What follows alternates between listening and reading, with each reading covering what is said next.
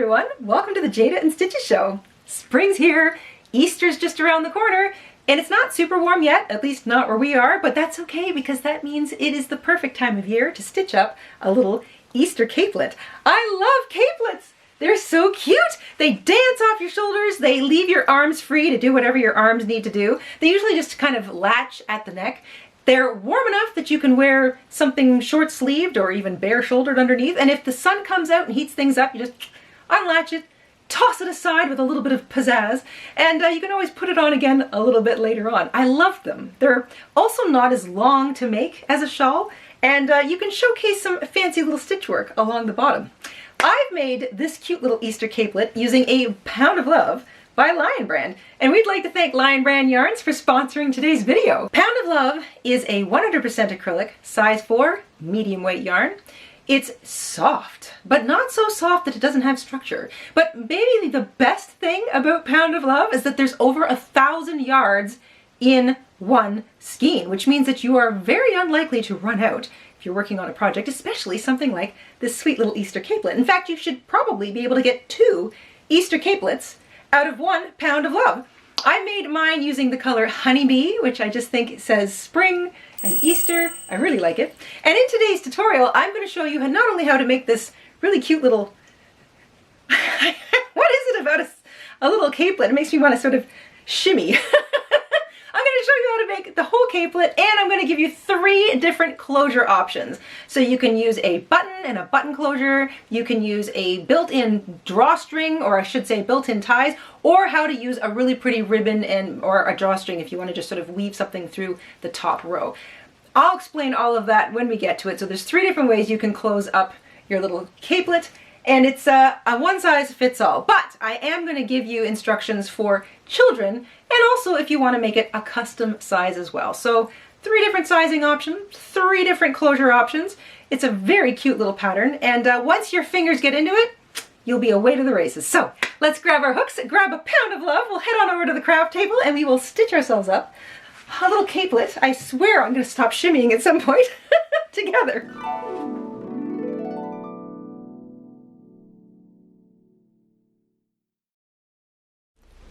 For today's capelet, I'm using Pound of Love by Lion Brand, a 100% acrylic size 4 medium weight yarn. There's over 1,000 yards in a Pound of Love, and since you only need around 400 yards or less for an adult capelet, you could probably get 2, if not even 3 capelets out of a single Pound of Love.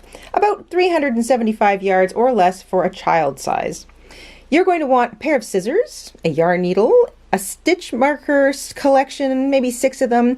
These help, they're not necessary, but they're good to have around. You might want to have a measuring tape just so you can check your gauge, and also just keep an eye on the length of your capelet as it grows. For an adult size, I recommend the 6mm hook, also known as a J. If you're making it for a child under the age of 10, I recommend the 4.5mm hook, also known as the 7. And once you've got all that together, we can get started. Gauge is not super important for this project, but to give you an idea of what you're looking at for the size 6mm or the J hook adult, or the size 7 4.5mm hook or child size, this is what your gauge looks like if you work a quick sampler over 20 foundation chains. You work the first 4 rows of the pattern. For the adult size, at the end of 4 rows, you'll be approximately 3 inches deep, or 7.5 centimeters. That's how deep from neck to bottom edge it's going to be.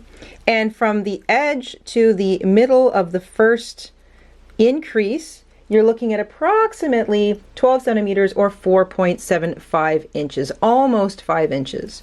For the child size, comparatively, from the top edge to the bottom through sort of one of the increasing points, you're looking at about 2.5 inches or 6.25 centimeters. That's the depth of it at the end of 4 rows, and then from the edge to the middle of the first increase, you've got about 10 centimeters or 4 inches in length. So that's just to give you an idea of the difference in size using the same yarn but changing up the hook. You can repeat this pattern, the pattern stitch, for as many rows as you want. It will continue to grow every row. I'll explain that a little bit more in a moment, but you have to end on an even numbered row. So whether you're using the 6mm hook or the 4.5mm hook, this is what you're looking at in terms of gauge. Whether you're making the adult or the child size, we all begin with a foundation chain of 65. So we're going to start with a slip knot on our hook. Chain 65 to begin. Once you've chained 65, remember we're beginning at the neck side and we're working our way down. The first row is an establishing row. We are going to skip to the third chain from the hook and double crochet into it. Those 2 chains we skipped count as a double crochet.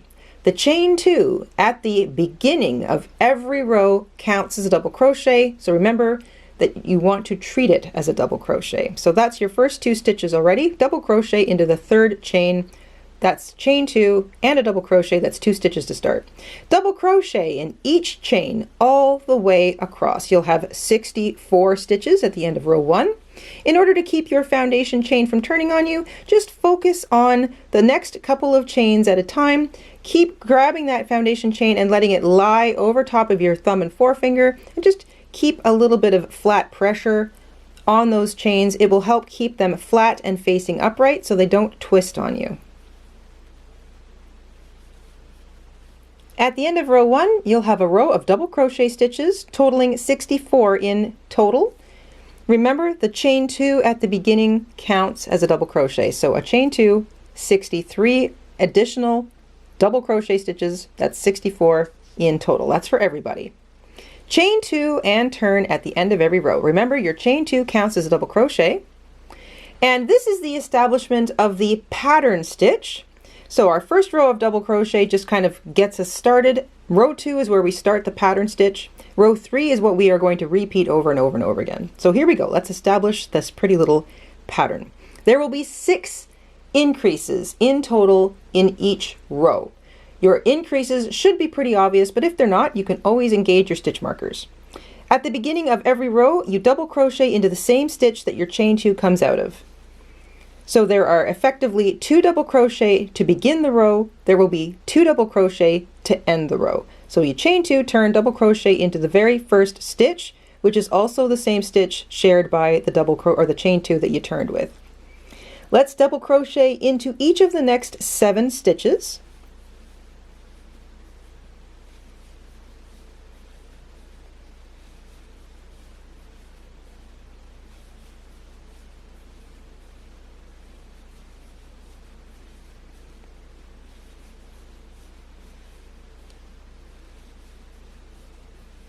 So that's a double crochet into each of the next 7 stitches.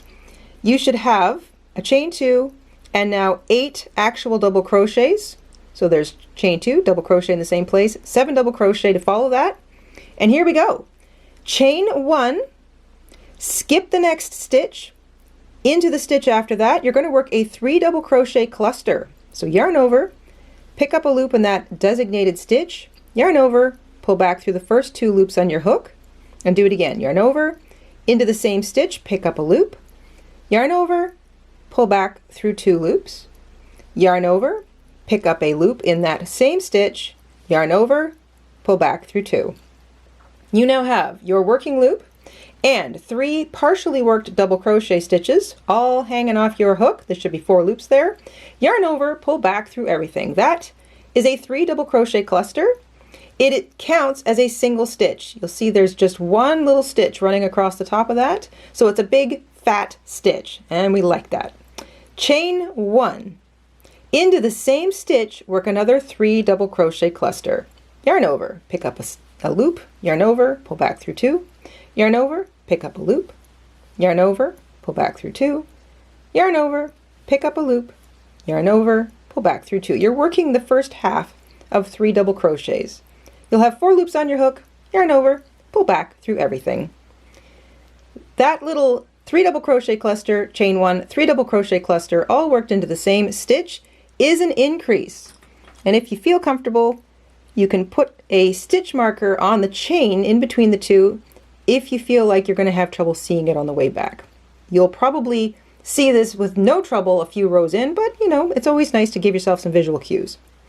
Chain 1, skip the next stitch, and into the next stitch double crochet as normal.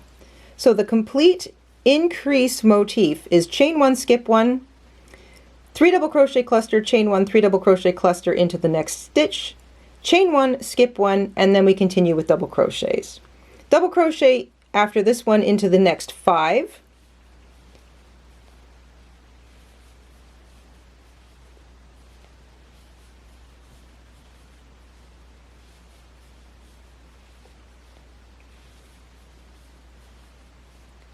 So after the chain 1, skip 1, you'll have 6 double crochets, and now we do another increase. Chain 1, skip a stitch, into the next stitch, work a 3 double crochet cluster,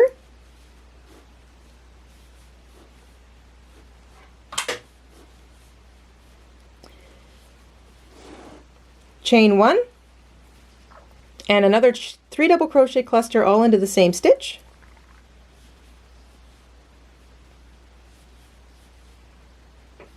Nice fat stitches. So there's your actual increase. 3 double crochet cluster, chain 1, 3 double crochet cluster, chain 1, skip the next stitch, and then into the next stitch double crochet. If you want, you can put a stitch marker in the middle of that increase just to indicate that chain 1 space in the middle. And these are your increases. You're going to have 6 of these all the way across, and you'll always have 6 of these all the way across. What increases is the number of stitches in between your motifs. After you've chained 1, skipped 1, and double crocheted into the next stitch, double crochet into the next 5, and repeat.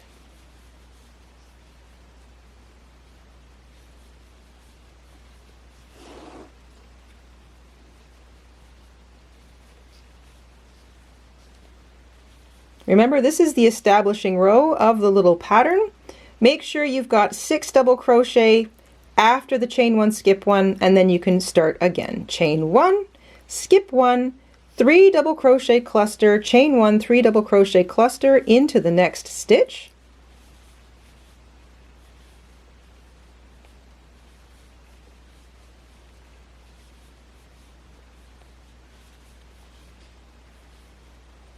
That's your increase. If you want, you can put a little stitch marker in the middle.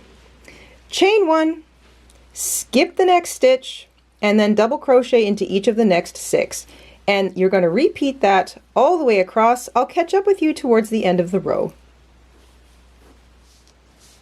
You'll have 6 increase motifs all the way across your row. You'll always have 6 increase motifs all the way across your row. As you finish this first row of pattern establishment, work your last 3 double crochet cluster, chain 1, 3 double crochet cluster into that stitch, chain 1, skip 1, double crochet into each remaining stitch. There will be 7 of them.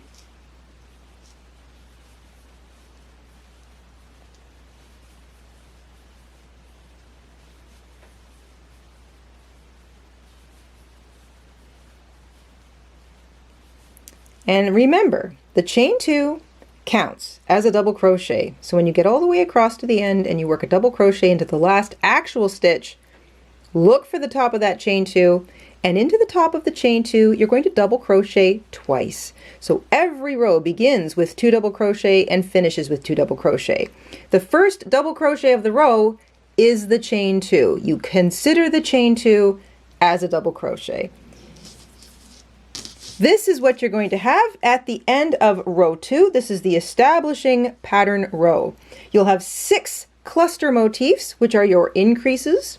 You'll have 12 chain 1 spaces, so don't include the chain 1 space that's in the middle of the cluster. The 3 double crochet cluster, chain 1, 3 double crochet cluster is considered one little miniature motif. It's the chain 1 spaces on either side that we're counting. So you have 6 increased motifs, you have 12 chain 1 spaces because there's one on either side, and you've got 48 stitches in total. So 48 double crochet stitches interspersed throughout those motifs. That is row 2. Row 3 is the row that you're going to repeat from here on out. At the end of every row, chain 2 and turn. Remember, the chain 2 counts as double crochet. Into the same stitch that your chain 2 comes out of, so this one right here, double crochet. That's how we start the row. That is considered 2 double crochet in the same stitch. This little increase at the beginning and the end of the row. Now you're going to double crochet in every single double crochet up to that first chain 1 space. So remember, with every row you will actually be increasing by 14 stitches total. So you'll always have 6 little increase motifs. You'll always have 12 chain 1 spaces on either side of the motif. But the thing that changes is the actual double crochet stitch count. And the double crochet stitch count increases by 14 exactly every single row. You double crochet in every single stitch up to a chain 1 space that is just ahead of an increase motif. Into the chain 1 space, double crochet. Then, after you've double crocheted into that chain 1 space, let that chain 1 space be your big indicator. You're looking at your motif, find the middle of it, and work a new increase motif right into that space. 3 double crochet cluster, chain 1, 3 double crochet cluster, all into that space in the middle of that previous increase pattern.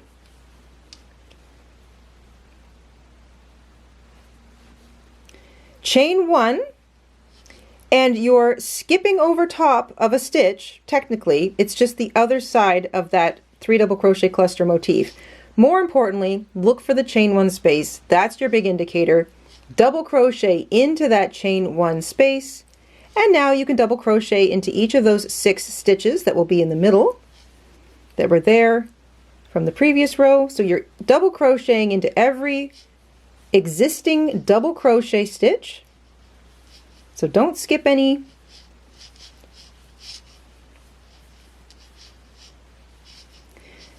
Your indicator, if you want, you can keep using your stitch marker in the middle of your increases, but they will become pretty obvious. Your big reminder is the chain 1 space that leads into the increase. So double crochet into that chain 1 space. It's nice and obvious. Take out your stitch marker, look for the middle of that motif, increase in the middle. 3 double crochet cluster, chain 1, 3 double crochet cluster, all into the same place. So all of your increase clusters are stacked. They sit all immediately in the middle of the one from the previous row. So very obvious. Your 3 double crochet cluster, chain 1, 3 double crochet cluster will always sit in the middle of the one from the previous row. This is how you will always have 6 increased clusters, always. Chain 1, you're skipping over top of the other side of that cluster from the previous row, but more importantly, you're looking for that chain 1 space. You're double crocheting into the chain 1 space, and then you're double crocheting into the top of each double crochet stitch that will lead you across to the next chain 1 space. So you are always double crocheting into the existing chain 1 space on either side of an increase motif. So we create a new chain 1 space on either side of a motif every row. Here's the chain 1 space, double crochet into it. That's your indicator. Then you chain 1, you're creating a new chain 1 space. You're working the same little cluster increase, 3 double crochet, cluster, chain 1, 3 double crochet cluster, all into the same place. That's your little increase, but it's always in the same place. Chain 1, you're looking for the chain 1 space below, double crochet into it, double crochet in every single stitch all the way up to the next chain 1 space, and repeat. Your increase clusters always sit on top of each other. That's how you always have 6. You'll always have a chain 1 space on either side. That's why you'll always have 12. The thing that changes is the number of stitches in between. They will increase by 2 in between your increase clusters every single row. So chain 1 space, 6 double crochet, chain 1 space in row 2, chain 1 space, 8 double crochet, chain 1 space in row 3. Why? Because you're double crocheting into the existing chain 1 space on either side of your motif, and that's what increases it by 2 in between your motifs. In total, you'll have an increase of 14 stitches every single row. I'm going to let you work away across to the end of row 3, and I'll hook up with you there. Every row finishes with your last increase cluster, 3 double crochet cluster, chain 1, 3 double crochet cluster, always worked into the middle of the cluster from the previous row, chain 1, You're looking for that next chain one space. You're going to double crochet into it. Double crochet in every remaining stitch now. So every remaining stitch all the way to the end. And the magic here is you're looking for that chain two at the end of the row. You don't want to miss it.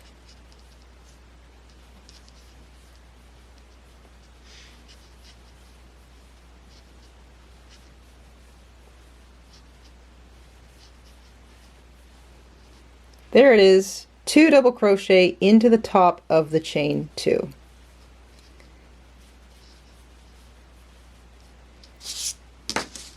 You will still have 6 increase motifs. You will still have 12 chain 1 spaces, 2 on either side, or 1 on either side I should say, of those 6 motifs.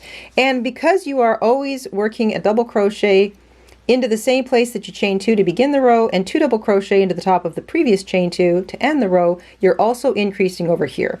So you are increasing by 14 double crochet stitches every single row. The number of double crochet stitches in between your motifs will always be identical and will increase by 2. 6, 8, 10, 12, 14, 16, etc. You never have more than 6 increased motifs. You never have more than 12 chain 1 spaces, 1 on either side of your motif. Remember to always make sure that you are beginning with a chain 2 double crochet in the same place and 2 double crochet in the top of the chain 2. That's all you need to know going forward. From here on out, you're going to repeat this last row we just did. So every row begins with chain 2 turn. We're heading into row 4 now.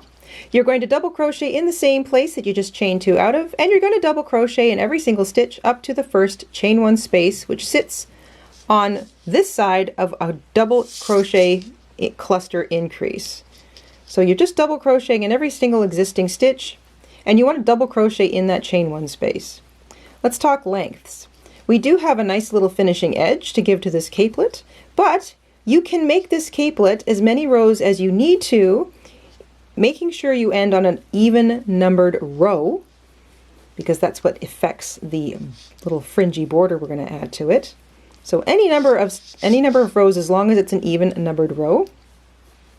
When you get up to the chain 1 space, double crochet into it, chain 1, start your first cluster increase in the middle of that existing cluster. You will always have 6 cluster increases all the way across. You will always have 12 chain 1 spaces, 1 little chain 1 space on either side of a crochet cluster increase. And all you're doing is increasing the number of chain 1 spaces. I should say you're increasing the number of double crochet stitches. Always double crochet into the previous chain 1 space, double crochet into every single stitch. I recommend working this pattern to row 14 for children. I recommend working it until row 18 for adults. And once you get to row 18, you can measure it or try it on. This continues to increase in size as you go. So if you feel like you want it to be a little larger, to drape over your shoulders or to drape down to your elbows, depending on your own personal stitch tension and maybe your own personal measurements, we're all a little bit different. This is why it's a flexible pattern, so you can continue to repeat the pattern for as many rows as you like. But remember, we've got some finishing rows to add. So you want it to get to just above your elbow. Just above your elbow. And once again, I recommend working this to row 14 for children, row 18 for adults. To give you some context, because our pattern increases by 14 double crochet stitches every row, by the end of row 14, you'll still have 6 increase motifs, 12 chain 1 spaces that flank them, but your stitch count, your double crochet stitch count at the end of row 14 will be 216 stitches. If you work this pattern to the end of row 18, you'll have the same number of motifs, the same number of chain 1 spaces. You'll have 272 double crochet stitches. And with all that, I'll leave you to work on your little increase pattern. I'll see you at the end of row 18.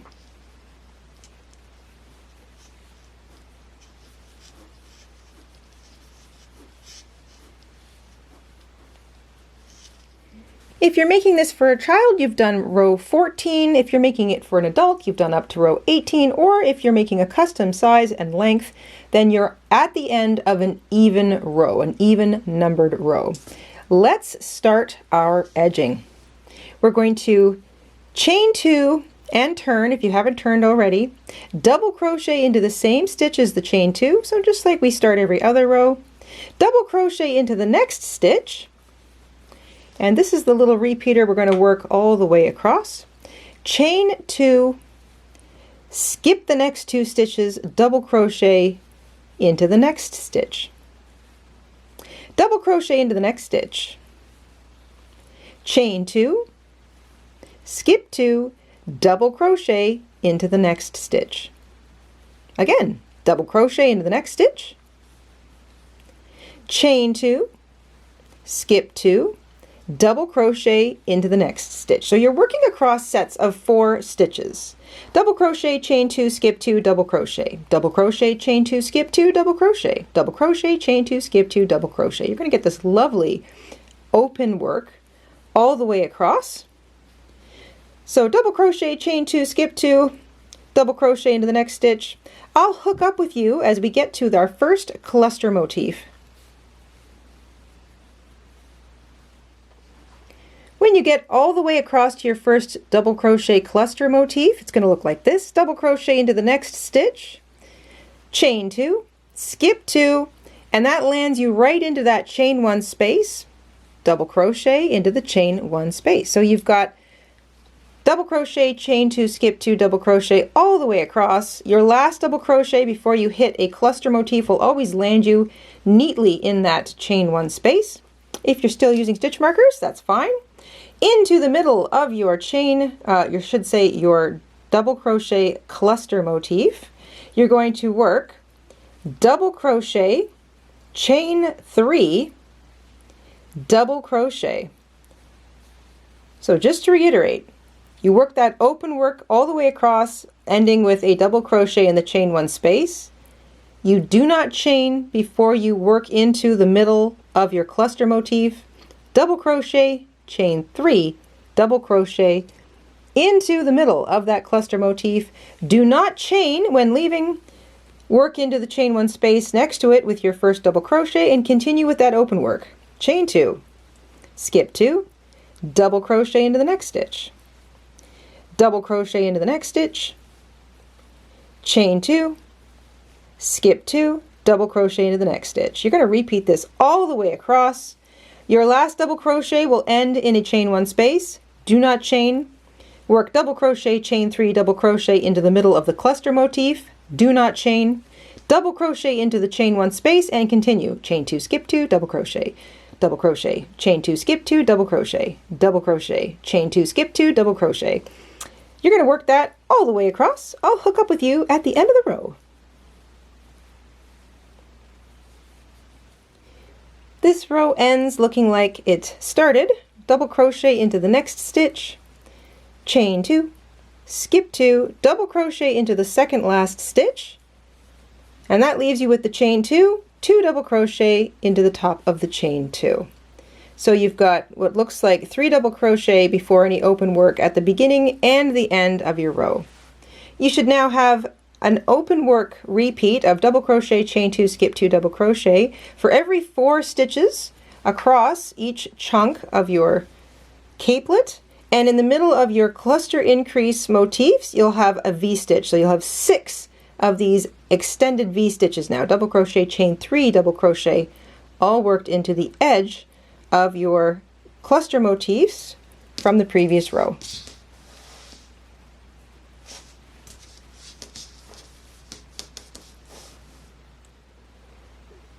Chain 2 and turn for edging row number 2. So we're going to work all the way back across these lovely big open spaces now. Chain 2 counts as a double crochet as usual, but we are skipping the other 2 double crochets right next to it. Instead, all the way across, all you're looking for are spaces. It's either the big chain 2 spaces we made or the chain 3 space in the middle of that big V-stitch. So you're just looking for those lovely big spaces. Here we go. 2 double crochet, chain 2, 2 double crochet, This should be a very familiar looking split shell. A split shell stitch, 2 double crochet, chain 2, 2 double crochet into the space, skip the 2 stitches, look for the space, repeat, 2 double crochet,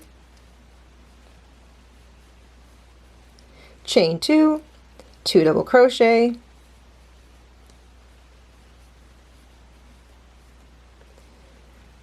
and it's going to open up that space a little bit more. It's going to close in over top of your 2 double crochet, so you're always skipping the 2 double crochets.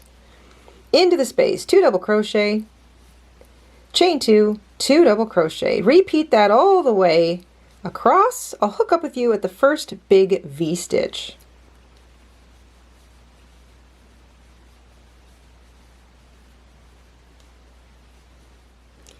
When you reach a big V-stitch, the double crochet, chain 3 double crochet from the previous row that's in the middle of your motif increases, skip over top of the double crochets. Again, you're only looking for the space. Do not be confused by the little space that's created between these 2 stitches. There is not a chain or like at all. It's just kind of a more open space because you're skipping over top of those cluster stitches. So don't be confused by that. It's the big chain 2 space, and it's the space in the middle of the V stitches you're looking for. Same thing, 2 double crochet, chain 2, 2 double crochet into the middle of the big V-stitch, and then you continue. Look for the next big chain 2 space. Do not be confused by these little guys. Again, that's just you hopping over top of that cluster stitch. 2 double crochet, chain 2, 2 double crochet into every big space all the way across.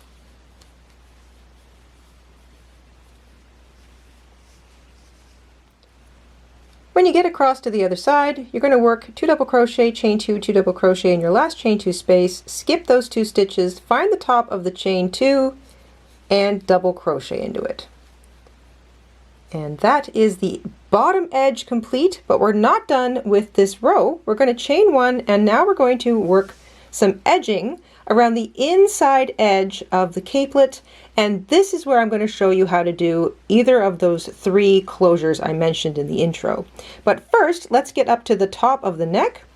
We're going to, from that chain 1, look for that double crochet you just made and work 2 single crochet around it. No need to split the stitch, just work right around it. Look for the chain 2 above it or next to it. 2 single crochet around that. The next thing will be a double crochet, 2 single crochet around that, 2 single crochet around the chain 2. You're going to work 2 single crochet around each stitch at the end of each row, whether it's a chain 2 or a double crochet, all the way up the edge. So 2 single crochet in each row edge. If you get confused, just pause for a minute, look for your rows, find the stitch at the end, work 2 single crochet around it. Don't get too hung up here on stitch count or anything. This is just the finishing edge, just to give the inside edge of our capelet a nice smooth appearance. When you get up to the top, don't forget to single crochet twice around the stitch at the edge of row 1, and then into the top of that stitch. That is a foundation chain. You want to single crochet in there. So you'll have 2 single crochet around each stitch at the end of each row edge, including the edge of row 1, and then put 1 single crochet into the first foundation chain that you have up there. It'll be the top, or just the bottom I should say, of that stitch. So single crochet into that foundation chain. Let's talk closures. If you are going to do built-in ties, right now you're going to pause after you single crochet here. You're going to chain 31. You're going to slip stitch into the second chain from the hook and slip stitch into each chain all the way back, and single crochet into the same place you just single crocheted. So that's for built-in ties. Chain 31, slip stitch all the way back, single crochet in the same foundation chain. You'll have a 30 slip stitch long tie. You can make them longer or shorter if you want, but 30 is a good number. For a button closure, I'm going to be putting a button on mine. You want to chain 4 or 5 or however many you think you need to get a nice tight fit. You need to be able to squeeze that button through. So if you've got your button or any button handy, you just kind of chain. This is a rather large button. I want to make sure that I can squeeze this through. So you're looking to create a chain that your button will, at its widest point, will squeeze through. And so this way you can use any button you like. I think I might have to make it just a little bit longer. But not too long, because I want to be able to single crochet back into the same place. So you single crochet, create a little buttonhole, check it, that'll do just fine for me. Single crochet into the same place. So if you've chained to make a built-in tie, you've also single crocheted back into the same place once you've slip stitched all the way back. If you're making a button closure, you chain enough chains, single crochet into the same place. Make sure that it's a fairly snug fit for your button. If you are making a drawstring closure, you can either chain a drawstring or get some nice pretty ribbon and worry about putting this in at the end. You do not have to do anything here except single crochet into that same foundation stitch. So the foundation chain at the top edge gets 2 single crochet, whether it's interrupted by a chained tie, a chained button closure, or nothing at all. We single crochet in there twice. Now you're going to single crochet in each foundation chain all the way along that neck edge. You'll have a single crochet for every single stitch that was in your row 1. When you get across to the other side, single crochet into the last foundation chain. And here is how we finish for the closure, depending on which closure you want. If you are making a built-in tie closure, from this point you're going to chain 31, slip stitch into the second chain from the hook, slip stitch into each chain all the way back, and single crochet back into the same place that we've just single crocheted. That's for the built-in ties. If you're making a button closure like me, you're going to single crochet into that same place a second time. And if you are doing the woven drawstring or the ribbon drawstring, you're also just going to single crochet into that same chain. So single crochet into that same chain twice, whether it's interrupted by a built-in tie or nothing at all. And just like the other side, you're going to work 2 single crochet down the edge in each row end, 2 single crochet around either a chain 2 or a double crochet, whatever stitch is sitting at the end of the row. If you get lost, just pause, find the row, find the last stitch in the row, work 2 single crochet around it. Again, don't get too hung up on stitch count here. We are making a nice, neat and tidy row edge, and that's what's most important. When you get down to the bottom, you're going to single crochet twice around that row edge that was the open work row, and then don't forget the little chain 2 at the edge of your split shell row.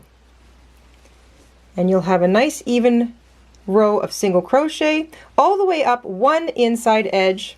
You'll have your closure option, whatever you went for. You've got a single crochet edge all the way around the neck now, and then all the way back down the other side. And once again, don't get too hung up on stitch count for those single crochets. You just want to make sure it looks nice and even. And now the home stretch. You can opt to do this if you want. If you are sick and tired of crochet, you can fasten off right here and weave in your tail, or you can continue.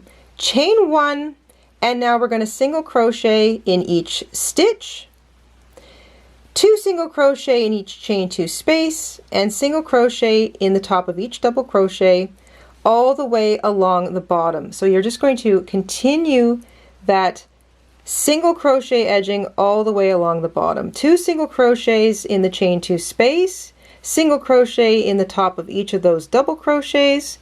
There's no chaining in between. you're just single crocheting in each stitch, 2 single crochet in each chain 2 space. This is working along the bottom. You haven't turned, you've just rotated, and all it does is just smooth off that bottom edge. It just evens out those little split shells. It almost makes them look like pretty little fans, and it's just a nice way to finish off the bottom of your capelet. But it's optional. If you like the way it looks without the single crochet edging, you can finish at the end of just having worked down the inside edge. But this is a nice little way to finish it off too. So if you want to do this, just chain 1, don't turn, just rotate to start single crocheting in each stitch and 2 single crochet in each chain 2 space all the way along the bottom. When you get all the way back across to the other side and you finish a single crochet in that last stitch, that last double crochet, single crochet in the top of what was the very last double crochet at the edge, you'll have some single crochets worked around it. Chain 1 and slip stitch to join to the first single crochet of that long row. You can now fasten off and weave in your ends. You are going to want to weave your drawstring, if you're using a drawstring, all the way through your first row. So this would be the row 1, not the single crochet edging row, but row 1 of double crochet that was just solid double crochet. You can take your ribbon or your drawstring, whatever you're using, weave it in and out. I say in and skip 2 stitches, back out, skip 2 stitches in, skip 2 stitches, back out, skip 2 stitches. You can do every other stitch if you want. It's entirely up to you. But you're basically just weaving it in and out through these little stitches across the top of row 1. So that's if you're using a drawstring. A ribbon is really nice for that. If you're using some acrylic ribbon, then you might want to consider melting the edges with a little, just run your lighter or a match over top of the ends very, very briefly to melt the ends. That way they won't be all fluffy like this. So you just go like with a little melted little candle or something, just whoop really quick and it'll melt the ends and they won't unravel on you. If you are adding a button, you want to grab a needle and thread and you want to sew your button directly across from your buttonhole. So for example, I will be placing my button directly across from my buttonhole. I want to make sure that when my button loop is closed, it rests like this so that the edge of my 2 open edges kind of lie together. So make sure you're positioning your button so that when your loop is closed over it, sometimes it helps to put the loop there, kind of just see where the middle of that, you want the edge of your loop to be in alignment with the edge of your capelet at the top, and then just kind of somewhere in the middle there is where you're going to attach your button. I'm going to sew mine down. And of course, if you made the built-in ties, all you have to do is jump to blocking. We have some links in the description box down below on how to block if you've never blocked before. Since this is a wearable and it's designed to hang over your shoulders, I recommend steam blocking or wet blocking, whichever blocking style you like, but then letting it air dry by taking a hanger and wrapping a towel multiple times around the edge of the hanger to make it sort of feel like some rounded shoulders, and then drape your capelet over the towel wrapped hanger and make sure you've got it positioned so that the edges where your regular shoulders would sit are sitting on that wrapped towel hanger, and then just let it air dry. Hang it up in the shower or something, just let it air dry, and the weight of the capelet will help stretch out those stitches.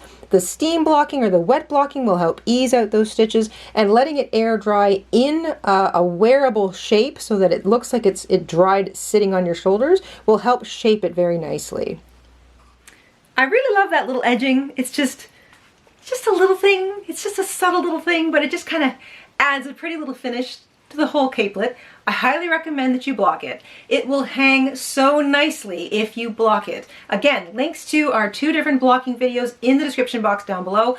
I steam blocked this and I hung it over that towel padded hanger, like I mentioned, and I let it hang for, I don't know, a few hours. The nice thing about steaming something is that it doesn't always take 24 hours to dry. So if you're kind of in a rush and you're on your way out the door that afternoon and you kind of want to block it that morning, it should be good to go by the afternoon. This is perfectly dry now, and I did it this morning before we filmed the intro and the outro. So I'm ready to go. I'm going out. I'm going to wear this. I love it. It is so cute. And I really like my little button. I think it would be really cute with a big brooch, like my bunny brooch, for example. Link to that in the description box down below as well. Maybe a big flower, or maybe like a favorite pin, something that's got a little bit of a nostalgic feel to it. Maybe your grandmother's pin or something.